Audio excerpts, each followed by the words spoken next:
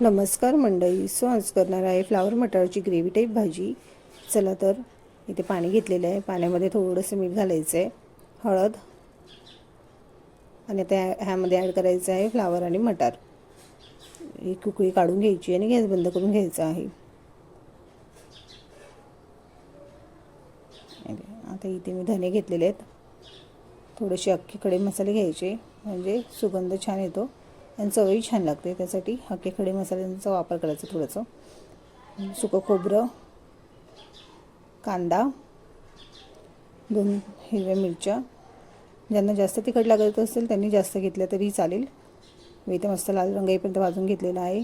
आता मिक्सरच्या भांड्यात ॲड करायचं आणि वरून कोथिंबीर टाकून मस्त असं बारीक वाटप तयार करून घ्यायचं आहे. आता कढईत तेल, जिरे तडतडले की यामध्ये कढीपत्ता ॲड करून घ्यायचं. कांदा, आलं लसूण पेस्टही घालायचे. मी विसरलेली म्हणून नंतर घातलं आहे. आलं लसूण पेस्ट घालायची आणि टोमॅटो मस्त असं परतून घ्यायचं आहे मंद आचेवर. चवीनुसार मीठ आणि ते वाटण केलेलं टाकून घ्यायचं आहे. थोडंसं 2 मिनटं शिजून घ्यायचं मंद आचेवर. हळद, 1 ते 1.5 चमचा लाल तिखट, गरम मसाला, ह्यामध्ये तुम्ही पावभाजी मसाला वगैरेही घालू शकता, अजून चव छान लागते. बटाटे आणि इथे आता आपण उकळून घेतलेली भाजी टाकून घेते, मटार आणि फ्लावर.